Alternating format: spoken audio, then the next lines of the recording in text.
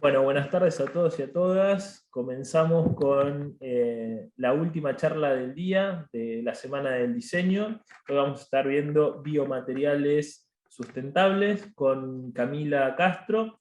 Ella es diseñadora textil egresada de la UBA, se especializó en biomateriales con estudio de biopolímeros en la Facultad de Ingeniería de la UBA. Es directora del proyecto Étimo Biomateriales, donde se investigan y producen biomateriales biodegradables a partir de residuos orgánicos gastronómicos como la yerba, mate, café, entre otros. Cami, te dejo todo para que arranques con la charla del día. Antes déjame agradecer al Ministerio de Producción de la provincia de La Pampa y a la Universidad UADE que hacen posible que la Semana del Diseño, la segunda edición, se esté llevando a cabo. Así que bueno, te dejo todo en tus manos para que comencemos con la charla del día. Bueno, bienvenidos a todos. Me gustaría que mientras arranco a compartir, pongan en el chat de dónde son, qué los trae por acá, ¿no? Que si son diseñadores, si simplemente les interesa el diseño, o, digamos, de dónde los convoca a estar acá a aprender un poco más sobre qué son estos biomateriales. Nada, agradecer siempre a Matías por convocarme y a todos los que están acá presentes, que lo hermoso es que también la virtualidad nos sigue permitiendo estar en muchos lugares a la vez, como es Tucumán, Quilmes, que estaban diciendo por ahí, y eso es algo buenísimo. Chile, me encanta, Santa Fe, me encanta, Rosario, Rosario, Viedma, San Luis. Perú, me encanta, Qué bueno. Tuvimos gente Lanús, de San México Luis. Lo mismo también. y no. Dice su altavoz no funciona. Está funcionando, Delia. Te escuchamos. Ahí te desactivamos el micrófono. Santa Rosa de la Pampa, buenísimo. Bariloche. Bien, bueno, buenísimo. Me encanta saber de dónde andan y agradecer que venga de tantos territorios tan diversos, lo cual es sumamente importante para hablar sobre las materialidades. Así que bueno, vamos me encanta, estoy leyendo. Vamos a tratar hoy de echar luz, ¿no? Un poco sobre qué son estos biomateriales, ¿no? Un poquito entender de qué son, de qué están hechos, a qué llamamos biomaterial, qué es lo que hay hoy en día. Y bueno, voy a compartir pantalla. Quien quiera escribir, preguntar, acotar, mientras tanto, bienvenida sea a todas las intervenciones que quieran. Igual, obviamente, cuando termino, abrimos un espacio para que pregunten, para que se genere preguntas, así que también pueden ir anotando y luego las vemos. Y Matías, me tenés que dar acceso para poder compartir pantalla. Ahí estamos. Ahí estamos. Perfecto. Bien.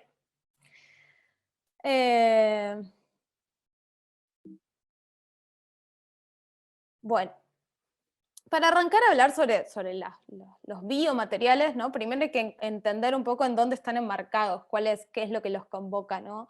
A ser generados. Y escuchamos mucho hablar sobre la sustentabilidad, que algo es sustentable, que algo no es sustentable.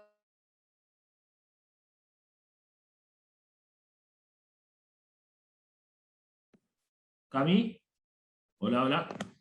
Ay, hola. Ahora sí. Te había perdido por un minuto. Sí, puede ser. Si Ahí vuelve estamos. a pasar, me cambio Ahí estamos. de datos. Ahí estamos, Bien. perfecto. Cuando hablamos de sustentabilidad, en realidad lo que quiere decir en sí la palabra es que algo se puede sostener en el tiempo. Esperen que me dice conexión inestable. Uy, perdonen, ya volvemos. Apago mi video. Voy a cambiar de datos. Y volvemos a arrancar. Bien. Me chatean si se vuelve a cortar. Dale, perfecto. Bueno, sustentabilidad quiere decir que es algo que se puede sostener en el tiempo y ¿Querés, Cami, apagate la cámara y presentá? ahí apagué. Dale. Debería estar mejor. La conectividad a veces nos juega una mala pasada. Hay que saber sortearla nada más. Sí. Ejercicios de paciencia. Sí. Bueno, entonces, lo que quiere decir esto, ¿qué es lo que pasa? Que actualmente los modelos productivos con los cuales trabajamos no se pueden seguir sosteniendo en el tiempo porque están comprometiendo a las generaciones futuras. O sea, hay algo de cómo producimos hoy que hace que no pueda sostenerse en el tiempo y haya que generar realmente un cambio. Entonces, estos cambios, ¿no? de lo que tiene que ver con la sustentabilidad,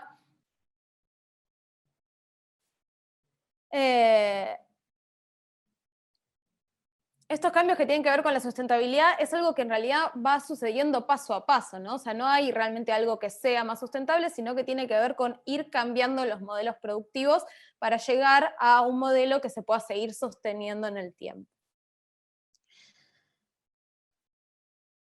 Entonces, lo que vamos a hacer, o sea, esta sustentabilidad es en realidad como amplia, ¿no? Tiene que ver con lo social, tiene que ver con los ecosistemas, tiene que ver con la naturaleza, tiene que ver con el acceso al agua, tiene que ver también con los empleos. Es una sustentabilidad muy general, ¿no? Con todo lo que habría que empezar a cambiar.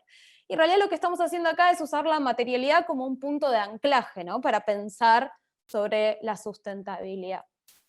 Y la materialidad en realidad es un punto en el cual nos paramos que nos hace ver hacia atrás las materias primas y los recursos que utilizamos de la naturaleza y hacia adelante los productos, los objetos que consumimos, el modo en que consumimos y cómo se desechan. Entonces es en realidad un lugar en el cual nos vamos a parar para pensar toda la cadena, ¿no? Pensar desde las materias primas hasta cómo se va a desechar después el producto que generemos. Entonces no hay materialidades que de por sí vayan a ser sustentables, ¿no? No hay una materialidad que listo, esta es sustentable, el resto no, porque siempre va a tener que ver con dónde vino, cuál es el recurso que se utilizó, cómo fue cultivado ese recurso, dónde se implementa, cómo se desecha, realmente se dispone, se tira donde haya que tirarlo, sea un compost, sea una planta de reciclado. Entonces, usamos la materialidad como una excusa para estar cuestionándonos. Y la sustentabilidad y la innovación siempre van a surgir de estar cuestionando, ¿no? Como de preguntarnos de qué está hecho este material, de qué está hecho este producto, a dónde va después. Y esas son las cosas que van generando la innovación y la sustentabilidad. Es como vivir en una eterna pregunta, ¿no? Donde no hay verdades absolutas. Entonces, si vamos un poco hacia la parte de atrás, ¿no? De un material, nos encontramos con los recursos, ¿no? O sea, de dónde provienen las materias primas que utilizamos para hacer un material. Y lo que sucede es que la Tierra tiene la capacidad de generar recursos constantemente, ¿no? Pero nosotros separamos en recursos que son no renovables y los recursos que son renovables. Y los recursos no renovables tienen que ver con aquellos que no se pueden restituir tan rápidamente como los extraemos y los procesamos y los utilizamos.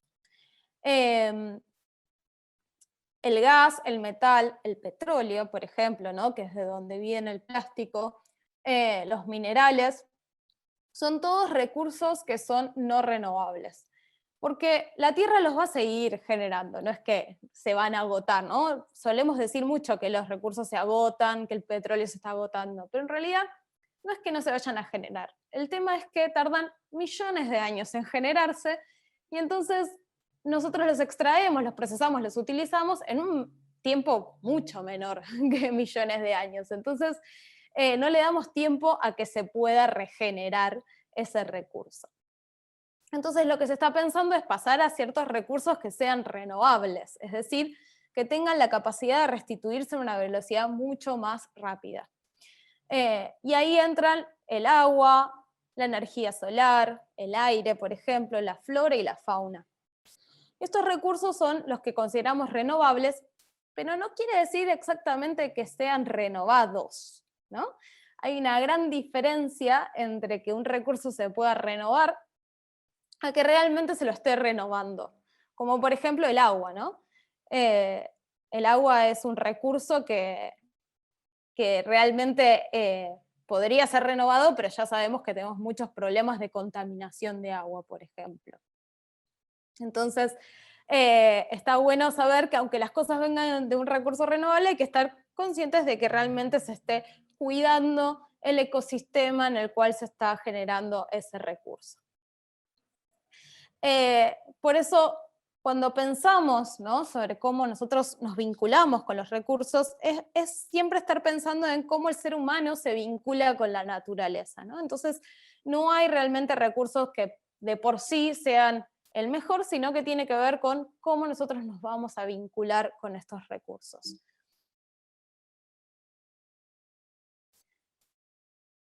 Ay, se me pasó. Me fui. Ahí va. Bien. Bueno, un poco esto que lo que estaba diciendo, ¿no? O sea, que tenemos que lograr que la Tierra pueda restituir estos recursos que nosotros vamos a utilizar. Por ende, no solamente tenemos, para generar una sustentabilidad material, tenemos que pasar de recursos no renovables a renovables, sino que también debemos pensar en cómo vamos a restituir esos recursos que vamos a extraer, ¿no? Pensemos también, no solamente el agua, podemos pensar también la celulosa, ¿no?, con todo lo que tiene que ver con las deforestaciones, los monocultivos, cómo eso genera ciertos problemas ecosistémicos, por más que vengan de recursos renovables. Entonces, hay que pensar un poco cómo nos vamos a vincular con la naturaleza. Y esto nos lleva a pensar un poco en, bueno, estamos hablando sobre la velocidad, ¿no? La velocidad de que se extrae un recurso, la velocidad que se usa, la velocidad de consumo. Y esto nos pone a pensar un poco en la sociedad que somos hoy en día, ¿no? En una sociedad que realmente tiene la cultura de lo efímero, digámosle, ¿no? Tiene esta cultura de estar todo el tiempo desechando, que todo sea efímero, que todo sea rápido. Tenemos el takeaway, el e-commerce, ¿no? Usando muchísimo packaging, pensemos que una taza de café para llevar no dura más de 5 minutos, ¿no? En una mano y se desecha, y eso lo multiplicamos por ciudades enteras. Y esto es algo muy novedoso en lo que tiene que ver con nuestra cultura del consumo. Y estos nuevos hábitos van a requerir de nuevas materialidades, porque lo que sucede hoy en día es que tenemos como un desfasaje. Tenemos unos productos, ¿no?, que tal vez su vida útil son solo de 5 minutos, como una taza de café para llevar, con materialidades que duran cientos de años, como de plástico, ¿no? Y que además de que dura, porque por ejemplo el plástico tiene muy buenas características, muchísima resistencia, y no solamente que tiene una gran durabilidad, sino que además se biodegrada en 400 años. Entonces, acá lo que tenemos es un problema con respecto a la materialidad, con su uso. Es por eso que hoy en día, ¿no?, que es hoy el día en que nos empezamos a pensar en tenemos que rever las materialidades, ¿no? Porque hay algo de que hay muchos aspectos de nuestros objetos que necesitan de nuevas materialidades. Y entonces acá llegan estos nuevos, los biomateriales, nuestros amigos, y vamos a ver un poquito qué son, ¿no? Por un lado, los biomateriales, no hay un consenso uniforme sobre qué cuáles son los biomateriales, ¿no? Algunos dicen que para que algo sea un biomaterial tiene que ser biobasado, es decir, que venga de los recursos renovables, como les contaba antes, y otros dicen que tienen que ser biodegradables, es decir, que se descompongan en menos de 180 días para no contaminar los ecosistemas. Y hay otros que dicen que tienen que cumplir con ambas categorías, porque si no cumplen con una, hay una problemática que todavía sigue estando vigente. Por ende, hay una gran y enorme familia de biomateriales, ¿no? O sea, realmente hay materiales que vienen de un origen petroquímico y que son biodegradables, esos existen, y también hay algunos que vienen de recursos renovables y que no se van a biodegradar porque tal vez están mezclados con otros materiales y entonces no se llegan a biodegradar. Esto para entender que a veces vemos un montón de cosas que se están haciendo y no terminamos como de entender de cómo están fabricados o si realmente son tan sustentables como parecen. Entonces siempre habría que preguntarse si esos materiales que vemos son biobasados y son biodegradables o son alguna de las dos cosas en especial. Pero bueno, nos vamos a centrar un poco en los que están en el medio, los que realmente son tanto biobasados como biodegradables.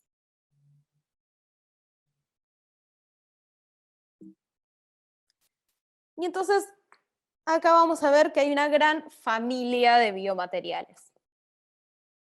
Y estos biomateriales se van a poder extraer de diferentes fuentes, ¿no? Se va a extraer de bacterias, se van a extraer de hongos, se van a extraer del reino vegetal, como son los almidones, o la celulosa, o las algas.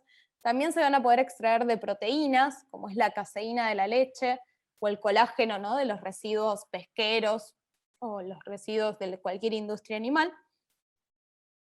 Y estos van a generar una gran familia. Cada uno de estos materiales van a tener características completamente diferentes, ¿no? O sea, ninguna reemplaza al plástico porque es imposible que tenga las mismas características que el plástico, ¿no? Tienen otras, tienen sus propias características. Lo que se puede pensar es cuáles de estos pueden reemplazar a ciertos usos, ¿no? Que actualmente tiene, por ejemplo, el plástico. Pero lo que hay que pensar es que no estamos buscando un único material que venga a reemplazar al plástico por completo, porque si pensáramos, ¿no?, en esta idea como de un salvador que viene a cambiarlo todo, nos generaría una explotación de recursos, ¿no? Si decimos, bueno, vamos a hacer todos los materiales, todo lo que es plástico lo vamos a pasar a almidón. Bueno, ¿qué pasaría con el almidón? ¿Qué pasaría con los cultivos de almidón? ¿Qué pasaría con la deforestación para la producción de almidones, ¿no?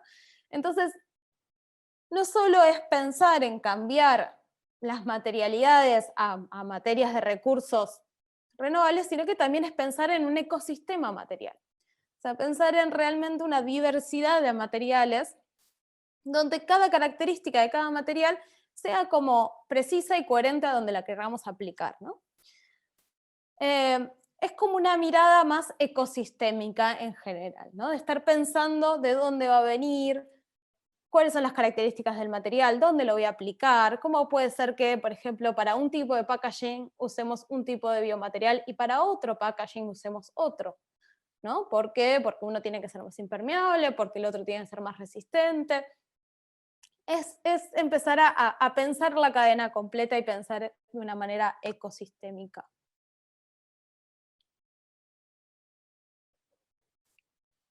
Hoy en día hay algunos biomateriales que ya tienen una escala industrial muy grande, ¿no? Como es el PLA, no sé si lo conocen. El PLA surge a partir del almidón, pero no es exactamente de almidón, sino que es la polimerización de ácido láctico, un nombre totalmente técnico que pueden olvidar, y que se utiliza sobre todo para hacer impresión 3D. Este material, por ejemplo, viene a ser de un recurso natural, lo cual es beneficioso, ¿no? No es un plástico, no viene de un origen del petróleo, pero no es 100% biodegradable, solamente se biodegrada si lo ponemos en un compost industrial anaeróbico que tiene que ver con un procesamiento, ¿no? O sea, realmente hay que llevarlo a un centro especializado para que se pueda biodegradar. Y el otro material que existe en el mercado, bastante importante, es el almidón termoplástico, que este sí es almidón, que últimamente, no sé si vieron que hay unas bolsas de almidón, ¿a alguien le tocó? Me pueden poner ahí en el chat si les llegó algún producto en una bolsa que dice que es de almidón, que son unas que son un poquito más aterciopeladas. Y esas bolsas, ¿no? son de almidones, ahí va. Vieron que son bastante similares a las bolsas tradicionales de plástico, solamente que son un poquito más aterciopeladas, un poquito más opacas, y tienen una cuestión que es que todavía mantienen ciertas cualidades del almidón, que es que, por ejemplo, no son 100% herméticas, entonces nunca vamos a encontrarnos con un paquete de papas fritas con ese tipo de bolsas porque te llegarían totalmente húmedas. Sí, Joana, eso era almidón. Son muy suaves. También van a ver que no son tan resistentes, ¿no? O sea, que son más fáciles de que se rompan tal vez. Ahí va, justo, coincidimos con Verónica. Bien, y esto que decía de que no son 100% herméticas, es por eso que no vamos a encontrar, siempre las vamos a ver aplicadas a las bolsas de compras, tal vez si compras comida en una cafetería y te la querés llevar, te lo dan en ese tipo de bolsas, para congelados, cosmética, para todos productos que no requieran que sean 100% herméticas. Estos materiales, bueno, ahí va, lo de tratar de compostarlas.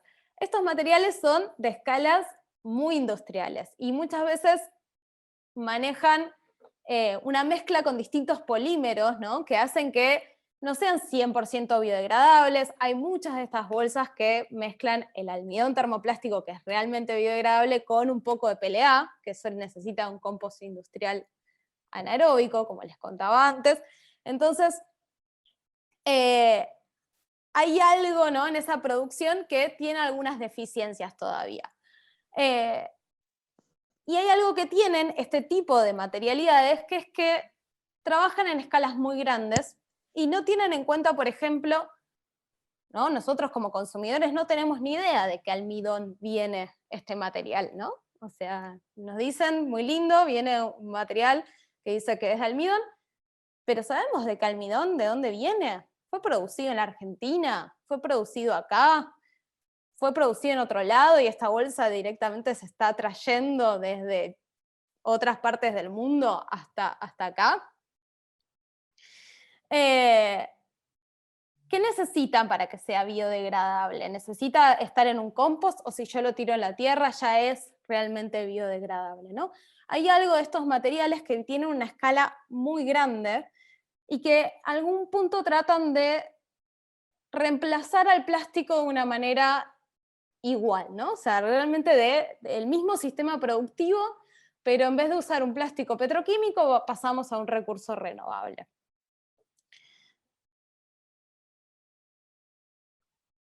Ahí Y tenemos entonces, una consulta, perdón que te interrumpa, Cami, tenemos una sí. consulta de Bárbara que dice, ¿se debe picar la bolsa para poder compostarla? Sí, se debe picar la bolsa. Hay algunas bolsas que sí son de almidones termoplásticos, hay algunas que son mezclas con PLA, y sucede que el PLA no es tan fácil de compostar. También depende muchísimo de la flora microbiana que haya en el compost, ¿no? O sea, qué organismos hay en el compost cumpliendo con esa función de descomponer, ¿no? La biodegradabilidad es compleja porque tiene que ver con cuál es el sustrato, qué microorganismos hay, qué pasa con el aire, qué pasa con el agua.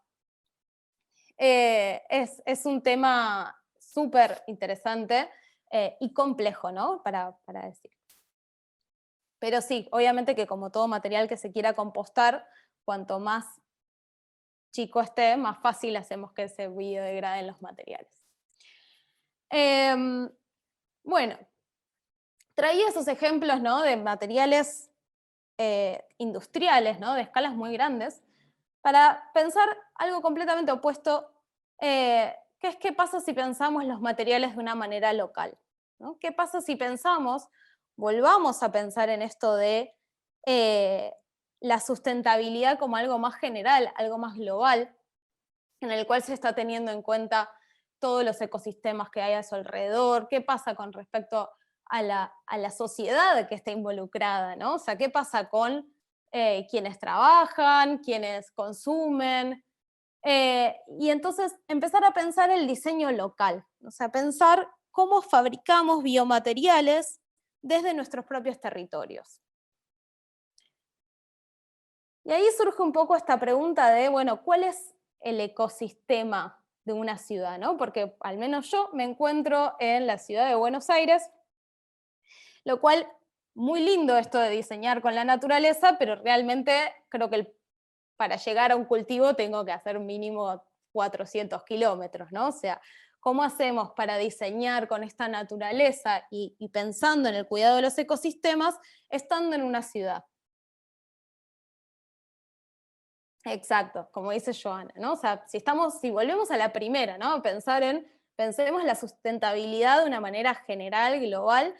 ¿Qué hacemos estando en las ciudades? Que además es exactamente el ecosistema que más problemáticas tiene, ¿no?, en cuanto a la sustentabilidad, ¿no? Realmente las ciudades son espacios que tienen muchos aspectos por resolver y que generan muchísimas cantidades de residuos y que tienen muchísimo consumo a su alrededor. Entonces, es necesario trabajar en función de estas ciudades y pensar como ecosistemas, ¿no? O sea, pensar la ciudad como un ecosistema donde va a tener sus recursos, sus industrias, sus producciones, y van a tener sus consumidores y también sus procesamientos.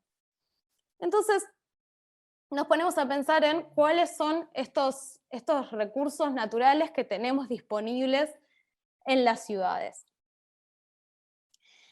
Y ahí es cuando nos encontramos con los residuos gastronómicos, ¿no? En las ciudades hay muchísima industria gastronómica y toda ella produce muchísima cantidad de residuos orgánicos que todavía se pueden revalorizar. Está la borra de café, por ejemplo, ¿no?, que solamente el 1% del grano llega a la taza, todo el resto es borra de café, que es un material súper limpio, que ya está recopilado, digamos, ¿no?, en lo que son las cafeterías. Es limpio, es uniforme, tiene un olor maravilloso, tiene un color fabuloso, y todavía se puede reutilizar, ¿no? Es un montón de materia. Lo mismo pasa con la yerba mate, que se estima que se desechan 10 kilos de yerba anuales por persona. Para mí se queda completamente corto. Yo creo que debo consumir fácil 30 kilos yo sola. Y pensemos, ¿no?, es un material que es súper limpio, solamente estuvo en contacto con agua, nada más. Y lo estamos tirando a la basura, un montón de materia. Me gusta, exfoliante con café, sí, también es un gran abono para las plantas, y hay muchos usos que se le pueden dar.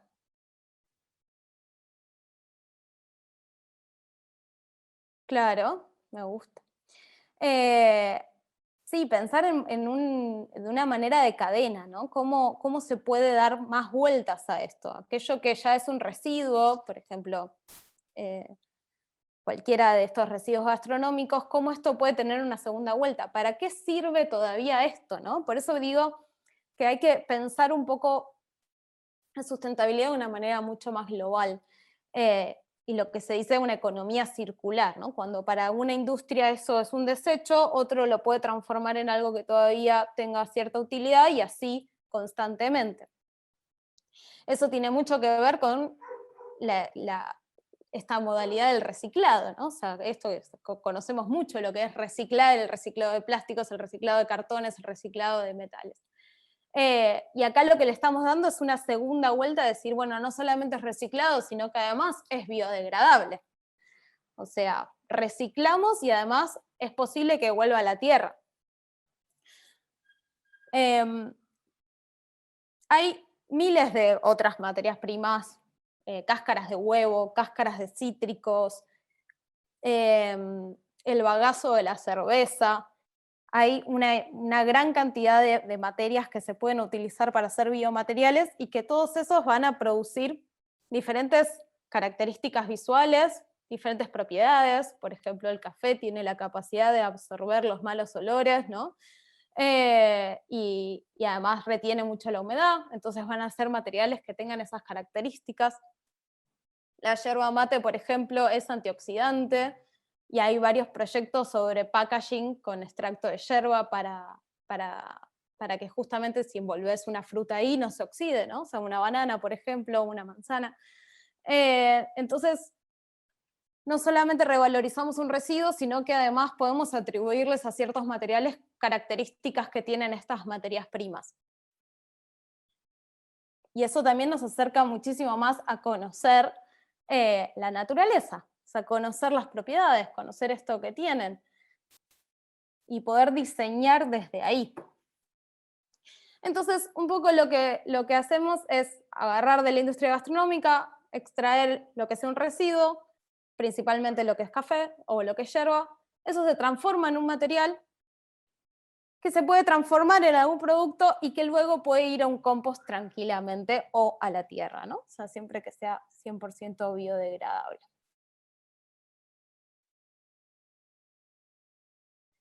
Y en esta cadena,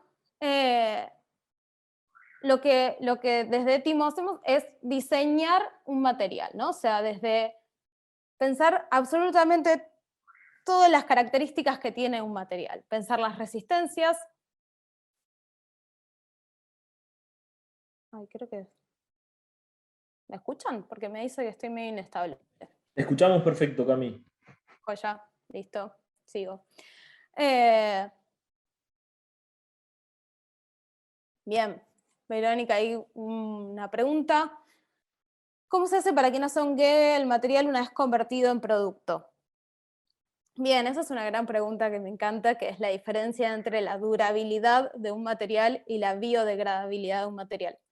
Los materiales no se biodegradan si no están en un sustrato que lo biodegrade. Es decir, si yo no deposito un material en tierra, compost o agua, ese material no le va a suceder nada. En cambio, la durabilidad es cuánto dura un material al paso del tiempo. Y la durabilidad tiene que ver no solo con las características del material, sino también con el vínculo entre el material y el ser humano. Es decir, cómo se va a usar, en dónde se va a utilizar ese material.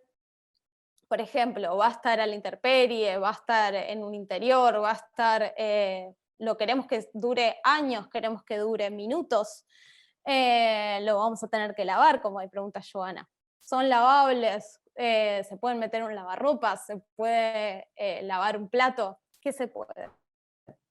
Bueno, a la hora de diseñar un material pensamos todo eso, ¿no? Pensamos qué resistencias tiene que tener, cuál es la durabilidad que va a necesitar según dónde se va a aplicar.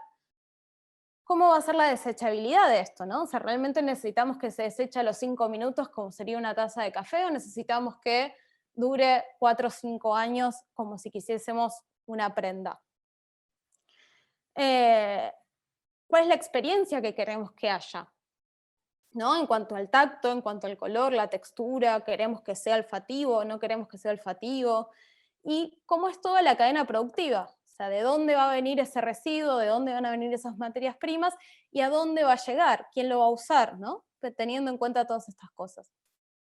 Entonces, estas preguntas sobre cuál es la durabilidad de estos materiales, o si son lavables, todo va a depender de cada material, ¿no? Y lo que se quiera buscar y lo que se quiera generar. No son todos iguales, vuelvo a este concepto, son ecosistemas materiales, ¿no? Entonces hay algunos materiales que tienen más impermeabilidad y otros que no, otros que resisten más al sol y otros que no, o por ejemplo, qué tan herméticos pueden llegar a ser. Hay muchos biomateriales y la idea de justamente de no generar este único material que vaya a reemplazar en todas las cualidades al plástico, por ejemplo, tiene que ver con ponerse a diseñar el material en función de lo que se quiera.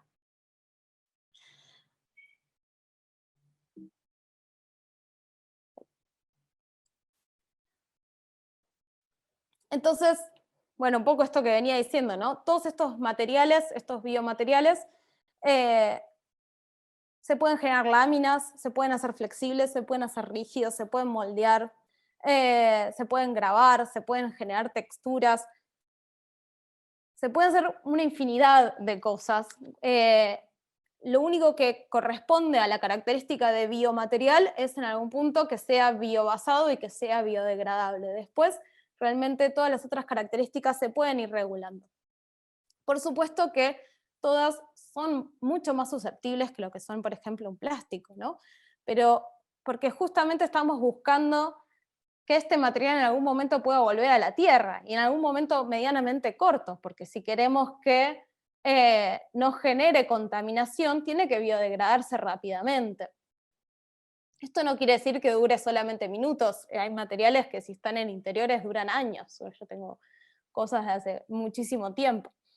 Pero sí van a tener una resistencia menor, y eso es algo beneficioso, eso es exactamente lo que buscamos en un biomaterial. Entonces, si alguien viene y me dice, bueno, yo quiero hacer un biomaterial para producir una mesa que quiero que la hereden mis hijos, y diría que no la hagamos de biomaterial, ¿no? Porque no va a resistir tanto y porque no es necesario tanta resistencia, ¿no? Digamos, como... sí. No tiene sentido si eso no se va a desechar rápidamente. Ahí hagámosla de madera, no sé. Entonces es un poco ponerse a diseñar en función de las necesidades y encontrar dónde los biomateriales también hacen un sentido, ¿no? O sea, dónde estamos buscando soluciones, dónde hay problemas que tenemos que solucionar desde la materialidad. Pero bueno, es un camino muy infinito. Y acá les traigo algunos ejemplos de algunas cosas que se desarrollaron para entender un poco también cómo funciona esto de ponerse a diseñar un material específicamente, ¿no? ¿Qué es ese paso que está en el medio entre, está como anexado al desarrollo de un producto? En este caso, por ejemplo, fue una goma espuma hecha para este proyecto, para esta marca de joyería, los cuales vinieron a mí diciendo que les estaba faltando solucionar la goma espuma de las cajas, ¿no? Las cajas estaban siendo de plástico reciclado y que no podían resolver una goma espuma que les sirva. Habían pensado una caja que se pueda seguir utilizando, pero ¿qué se hace una vez que te llega el anillo, sacás el anillo, la caja la querés seguir reutilizando y ¿qué haces con esa goma espuma? Entonces era necesario que el material sea biodegradable. Cuando viene con esta inquietud, nos ponemos a diseñar cómo tiene que ser este material, ¿no? Y pensamos que tiene que poder desecharse rápidamente, que se tiene que tirar a un compost o a la tierra, y en este caso elegimos el café, que es además fertilizante, es un abono para la tierra, lo cual entonces está bueno que sea desechado, es incluso beneficioso que lo desechen. Pensamos en el café también para que genere este contraste con el metal, ¿no? Un color oscuro con la plata haciendo contraste, y que además aportaba el aroma. Entonces, al abrir la caja y de repente recibir tu producto, lo abrías y huele a café, y luego usas el anillo y podés desecharlo a la tierra y todos felices. Esta es como una experiencia, ¿no? de desarrollo, y también de un desarrollo colaborativo, esto que decía sobre pensar los territorios y los ecosistemas de las ciudades. En las ciudades no solamente que hay muchísimo café, sino que también hay muchísimos emprendedores, muchísimas marcas pequeñas. Y se ha generado desde ahí, inclusive el café sale de cafeterías amigas que nos guardan el café y nos lo dan para que hagamos esto, por lo cual se empieza a pensar una sustentabilidad que también es social, ¿no? Otro proyecto fue un desarrollo con MET Textiles. MET se dedica a hacer tintes naturales y me convoca porque quiere realizar una bitácora y quería que la tapa sea de un biomaterial. Entonces nos pusimos a desarrollar esta tapa. Y lo que tiene de interesante también este proyecto, no solamente el biocuero de yerba, sino todo lo que sucedió en torno a ese biocuero de yerba. Hubo 3 emprendimientos involucrados en esto. Fronteras Blends, que nos da el residuo de polvo de yerba que tienen ellas, se lo da a MET Textiles, ella lo utiliza para teñir telas, y luego de que ya se utilizó esa yerba para teñir, me la entrega a mí para que yo haga el biocuero, ¿no? Y vuelva a la bitácora. Creo que mayor ejemplo de economía circular que este no puede haber, ¿no? O sea, es un residuo que fue utilizado 2 veces en 2 proyectos que trabajan sustentabilidad desde el diseño. Por lo cual es súper enriquecedor la cantidad de vueltas que puede llegar a dar una materia prima, ¿no?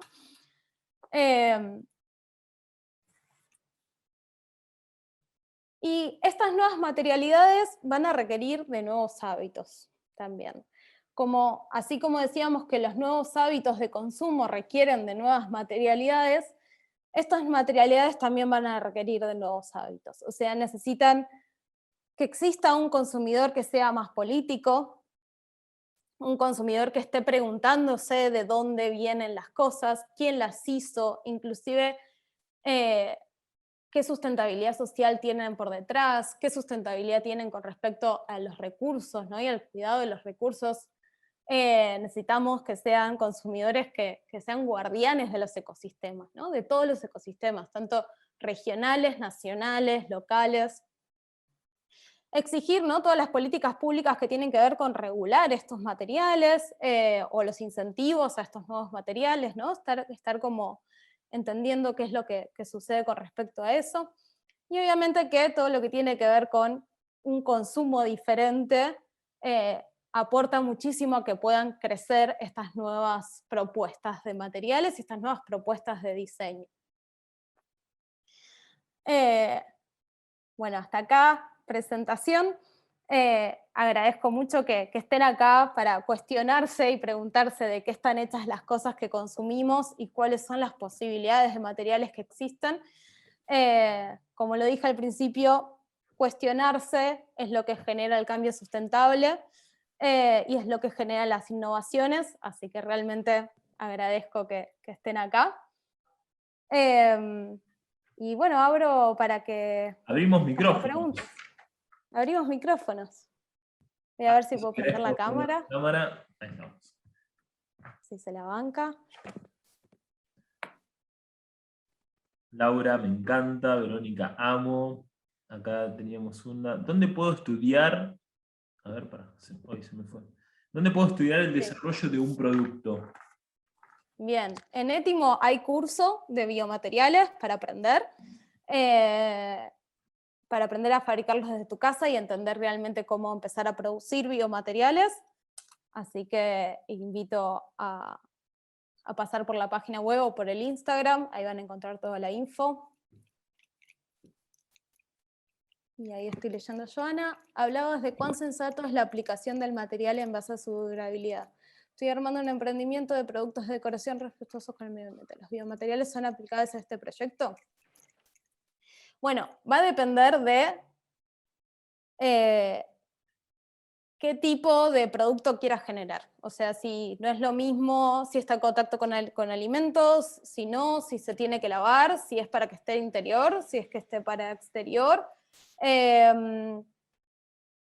Obviamente cualquier pregunta que tengan específicamente para desarrollar algún biomaterial, para algún proyecto que tengan algún emprendimiento, me pueden contactar y lo vemos, se analiza si se puede, si es factible, si no, y de cuáles de todos los biomateriales se deberían producir y se pueden desarrollar productos.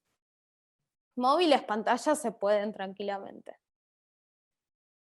Pero bueno, también son las complejidades, o sea, hay tantas cosas involucradas en el desarrollo de un material para un producto, pero bueno, invito a que quien tenga también dudas sobre algo más específico para producir, me puede contactar y lo analizamos.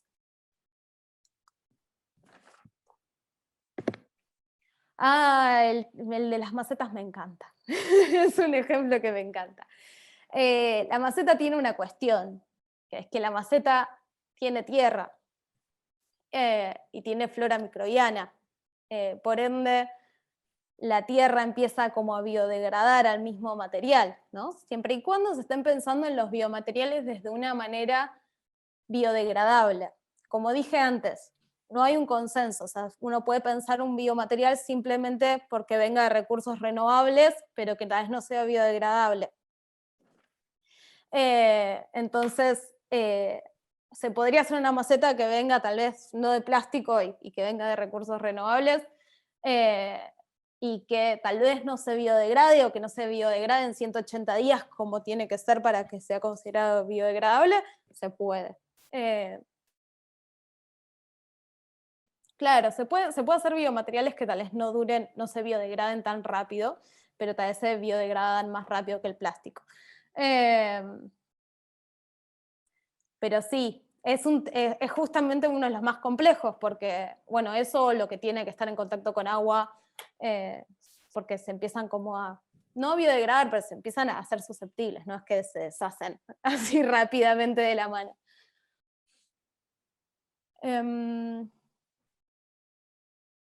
¿Cómo ven las perspectivas de los biomateriales en el mundo?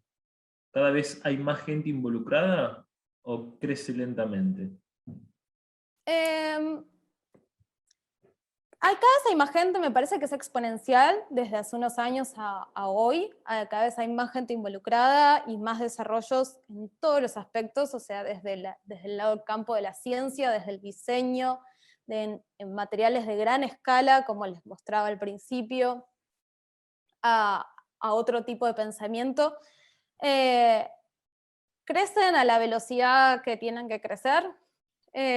Son procesos largos. Inclusive cuando pensamos en materiales con aplicaciones en grandes escalas, ¿no? O que tengan complejidades como contacto con alimentos, bueno, certificaciones que ahí estaban preguntando, ¿no?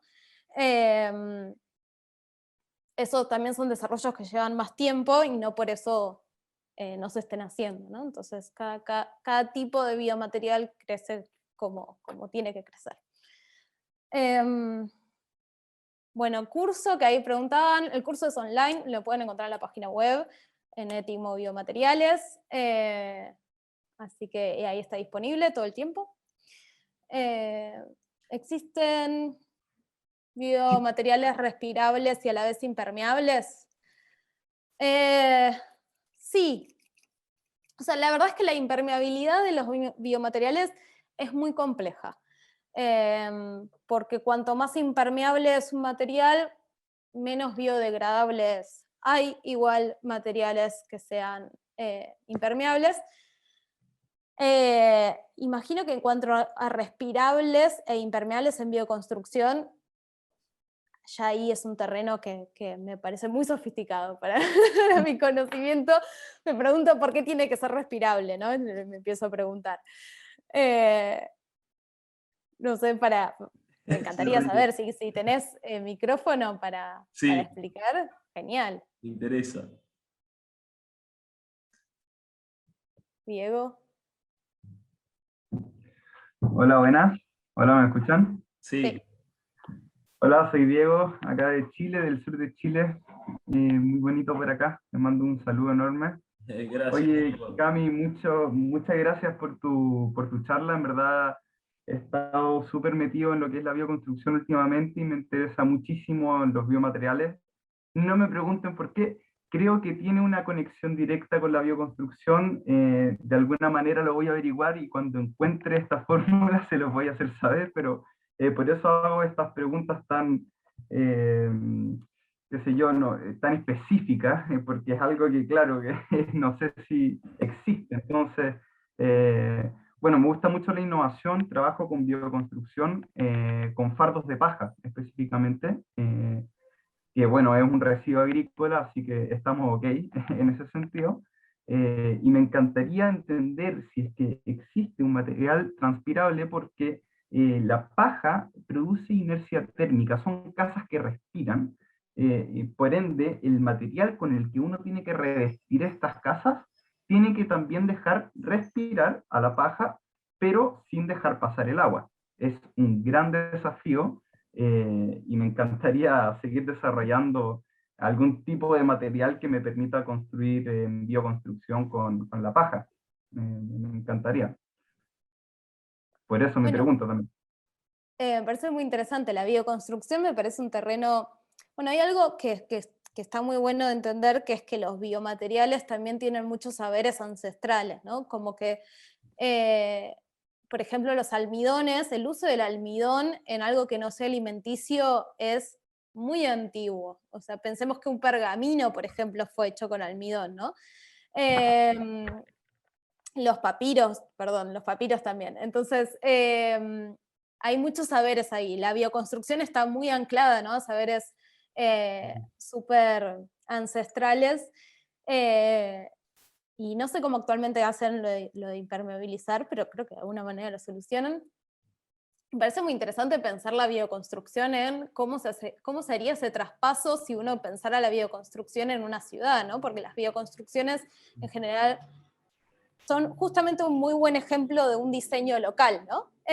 Porque se hacen donde haya acceso al barro, a la paja, a todos estos materiales. Entonces, está bueno pensar, bueno, si quisiéramos traducir esas biomaterialidades, esa bioconstrucción a una ciudad, ¿de dónde sacamos las materialidades o cuál podría reemplazar? Y tal vez la paja se puede reemplazar por borra de café, tal vez, por yerba mate, bueno, habría que ver, ¿no? Cuáles son las similitudes que tiene,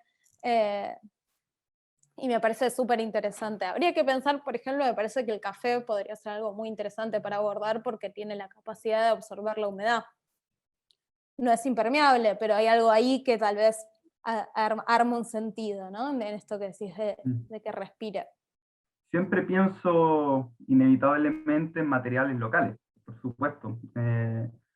Acá en Chile tenemos el cochayuyo, que está a lo largo de toda la costa chilena, que es un alga, que es un residuo que entrega el mar, que lo deja en todas las playas chilenas, que se produce acá en Chile y en Nueva Zelanda, en ninguna otra parte del mundo, y que está interesantísimo, porque Chile es un país extenso, demasiado largo, que tiene costa a lo largo de todo eh, de su territorio y sería increíble poder ocuparlo. Me he estado pasando el rollo, que le decimos acá en Chile, de ocupar ese material, quizás para empezar a relacionarme con la bioconstrucción, pero no lo sé. Estoy en pañales, estoy recién empezando con todo esto y bueno, me encantaría seguir contactándome contigo ahí vía Instagram, que me encanta tu Instagram a todo esto. Y acá en Chile también hay unas personas que se están moviendo con los biomateriales y wow, y mi cabeza está explotando porque también está el micelio por un lado y he encontrado tesis en España de micelio, no, y estoy volviéndome loco. Así que muchas gracias por toda esta información que nos entregas porque es muy, muy valiosa y es lo que se viene. Bueno, es lo que está ahora y es lo que se viene en un futuro también. Sí, bueno, muchas gracias también por colaborar con la bioconstrucción. Sí, te iba a decir que en Chile están los chicos de Somos Lava, que también tienen esta mirada de pensamiento local en la fabricación de biomateriales. Eh, y sí, hay mucho por indagar y hay muchísimos tipos de biomateriales. Está bueno esto, ¿no? Entender un poco desde lo local y las aplicaciones que se buscan y las características que se buscan e ir como rastreando las materias primas necesarias para lograr eso, ¿no? Es como abrir un nuevo terreno que está antes pensar el producto, ¿no? A veces cuando ya se sabe qué producto se quiere generar, de repente decir, bueno, a ver, vamos entonces con todas estas características necesarias a encontrar, a diseñar esta materialidad, que es un trabajo medio de una alquimia, hay un poco de esto y un poco de aquello, ¿no? Cami, tenemos otra consulta más. Para generar, ya estamos llegando casi a la hora, para generar esos biomateriales, ¿el proceso es natural o se usan químicos o sintéticos? No, son todos procesos naturales. Hay dos tipos de biomateriales, hay materiales que se cultivan y materiales que se fabrican. De todas maneras, tanto los cultivados, que tienen que ver con el trabajo de microorganismos fabricando, como los que son fabricados, ambos trabajan desde esta idea de mantener lo bio, ¿no? O sea, realmente que no se utilice ningún tipo de otros sintéticos, porque por ejemplo, si vos incorporás ya un sintético, el material en tal caso será un 70% bio y un 30% no, o sea, todo lo que uno agregue a una materialidad cambia la composición de una materialidad.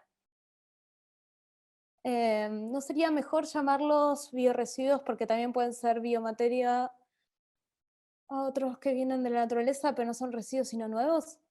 ¡Wow! Me perdí.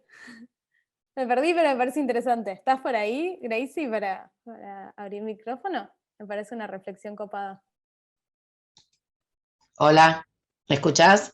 Sí.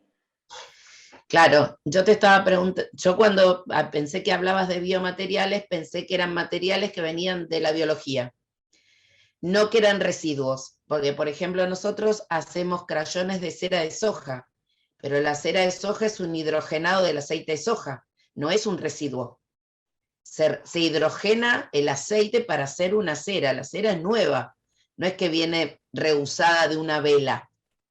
Por eso fui yo la que te pregunté más arriba si había también, era ser sustentable, agarrar un material que estaba preparado para hacer otra cosa y utilizarlo en otro producto. O sea, darle otra función para la que normalmente todo el mundo lo usa, que es en este caso de los crayones.